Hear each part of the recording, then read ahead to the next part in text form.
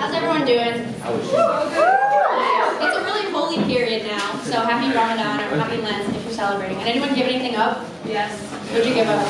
Uber Eats. That's a good one. I gave up Instagram Reels, and I know Jesus died for our sins and whatnot, but I gave up liking iCarly compilations of Gabbie most savage moments. In terms of sacrifice, I'd say we're equal now.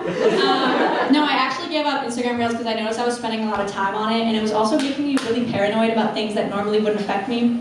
For example, I've become increasingly worried about seed oils and the improper treatment of betta fish. The last one might just be me, guys. I keep getting these Instagram Reels that are like, betta fish need at least a 10-gallon tank, or else they're gonna kill themselves because of the stress-induced fin rot. I'm like, oh. This shit's keeping me up at night, and I don't own a fish. I think it'll be nice though to have a break, and also to have a break from people I know, seeing them on Instagram liking freaky Instagram Reels.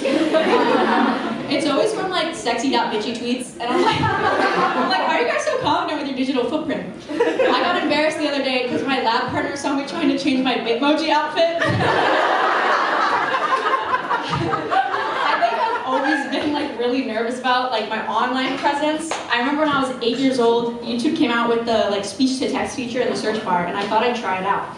So I said room tours because I was really into interior design at that age, and instead it heard porn.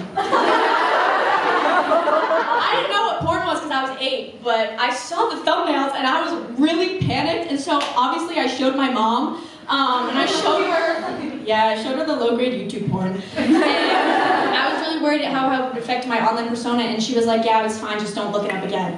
Which, low-key bitch move from my mom. She sent me back 10 years amongst my peers. Speaking of parents setting their children up for failure, I met a kid named Herman the other day. Is Herman here? Okay, good, I'm about to make fun of him. Basically, I'm president of film club at Fordham University. Thanks, guys. The rest of you hate joy and fun. No, I'm president of Fordham Film Club, and I like to get to know the members there, so sometimes I like to guess their names. What the hell is that? You did that last meeting and it was funny. Oh, okay. Oh, he was there! You're at Film Club! Yeah. Okay, so basically, this kid Herman, he told me his name started with an H, and I was like, is it a common name? And he was like, yeah, it's pretty common.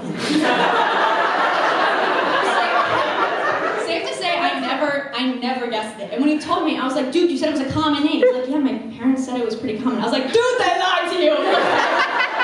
And then the rest of the screening, I was like, what else did this kid's parents lie to him about? Yeah, buddy, no, a lot of people named Herman out there, a lot of people. Betta fish probably only need 2 gallons.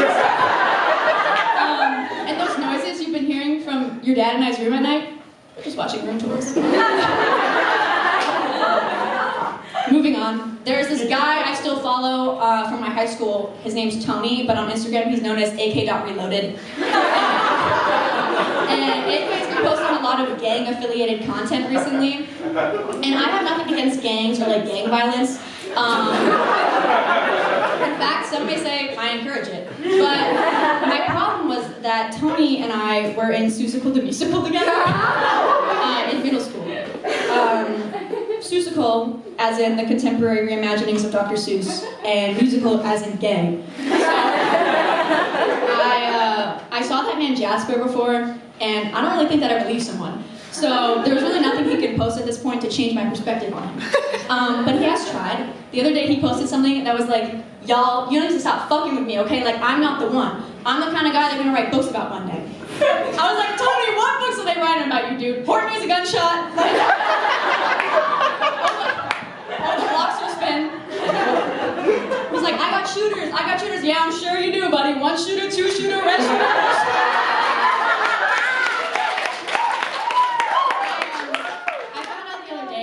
Nobody knows who Dr. Seuss is outside of the United States. I guess when I was 9, I saw the Lorax and I was like, yeah, this is bigger than us.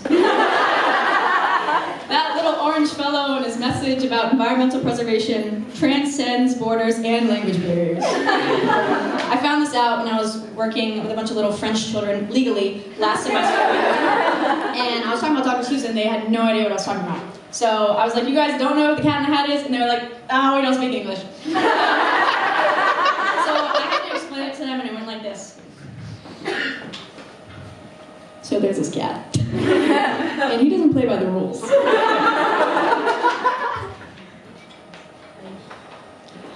Oh, fuck, sorry. Il y a ce chat. Il ne respecte pas la règle.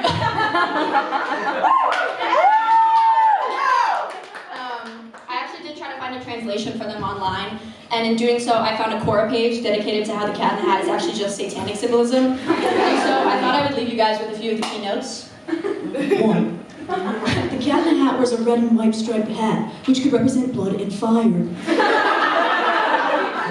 2. CAT stands for an acronym of CAT, Chaos, Anarchy, and Terror.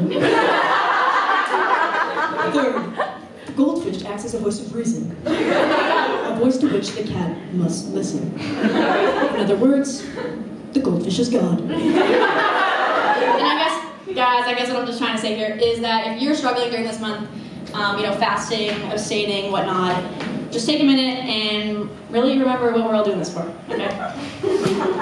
That big goldfish in the sky, guys. That big man in the tank. Hopefully a 10-gallon one. Thank you!